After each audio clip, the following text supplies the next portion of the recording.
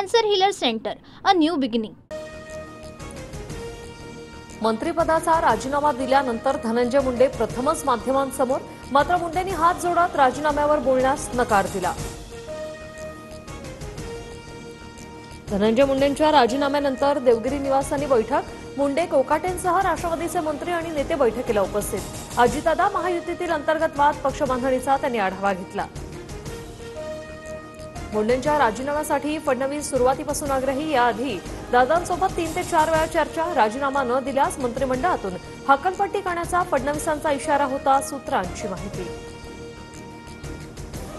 संतोष देशमुख हत्या प्रकरणात अखेर धनंजय मुंडेंचा राजीनामा. मुख्यमंत्री देवेंद्र फडणवीस यांच्या शिफारसीवरून राज्यपालांनी मुंडेंचा राजीनामा स्वीकारला. राजीनाम्यानंतर धनंजय मुंडेंच्या ट्विटनं नवा वाद. राजीनामा वैद्यकीय कारणातून दिल्याचा मुंडेंचा दावा, तर मुंडेंनी नैतिकतेतून राजीनामा दिल्याचं अजितदादांचं म्हणणं. धनंजय मुंडेंच्या राजीनाम्याचं स्वागत. राजीनामा आधीच व्हायला हवा होता. शपथच झाली नसती तर पुढील गोष्टींना सामोरं जावं लागलं नसतं. मुंडेंच्या राजीनाम्यावर पंकजा मुंडेंची प्रतिक्रिया. मुख्यमंत्री पारदर्शी कारभार करत असतील तर स्वागतच. मुंडेंच्या राजीनाम्यानंतर उद्धव ठाकरेंकडून फडणवीसांचं कौतुक. तर मुंडेंच्या राजीनाम्याचं खरं कारण समोर यायला हवं, ठाकरेंकडून शंका उपस्थित. देशमुख हत्या प्रकरणाचा 90 दिवसांच्या आत तातडीने निकाल द्या, अन्यथा राज्यभरातील ग्रामपंचायतीचे सरपंच रस्त्यावर उतरतील. अखिल भारतीय सरपंच परिषदेचा सरकारला गर्भित इशारा. भास्कर जाधव विधानसभेचे विरोधी पक्षनेते असणार. ठाकरेंच्या शिवसेनेचं विधानसभाध्यक्षांना पत्र. विरोधी पक्षनेतेपदासाठी 2.5 वर्षाचा फॉर्म्युला नाही, ठाकरेंकडून स्पष्ट. रायगडच्या पालकमंत्रीपदासाठी भरत गोगावले आग्रही. गोगावलेंकडून एकनाथ शिंदेची भेट.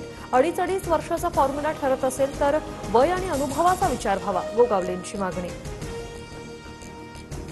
लाडक्या बहिणींना महिला दिनाची खास भेट. महिला दिनाच्या पूर्वसंध्येला फेब्रुवारी आणि मार्च महिन्याचा लाभ दिला जाणार. 2 महिन्यांचे 3,000 रुपये खात्यात जमा होणार. अबू आझमींकडून औरंगजेबाचं कौतुक करणारं वक्तव्य मागे. माझं वक्तव्य मोडतोड करून दाखवण्यात आलं. मी कुठल्याही महापुरुषाबद्दल अपमानजनक टिप्पणी केली नाही, अबू आझमींचं स्पष्टीकरण.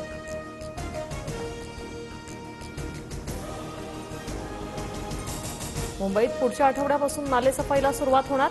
15 मार्च नंतर मोठ्या नाल्यांची सफाई करणार, तर 31 मे पर्यंत काम पूर्ण करण्याचं पालिकेचं लक्ष्य. भारताची चॅम्पियन्स ट्रॉफीच्या अंतिम फेरीत धडक. उपांत्य फेरीत ऑस्ट्रेलियावर 4 विकेट्स राखून दणदणीत विजय. विराट कोहलीची 84 धावांची महत्त्वपूर्ण खेळी, तर मोहम्मद शमीच्या 3 विकेट्स. चॅम्पियन्स ट्रॉफीचा अंतिम सामना आता पाकिस्तानात नव्हे तर दुबईच्या मैदानावर होणार. भारत अंतिम फेरीत पोहोचल्याने सामना दुबईतच खेळवला जाणार.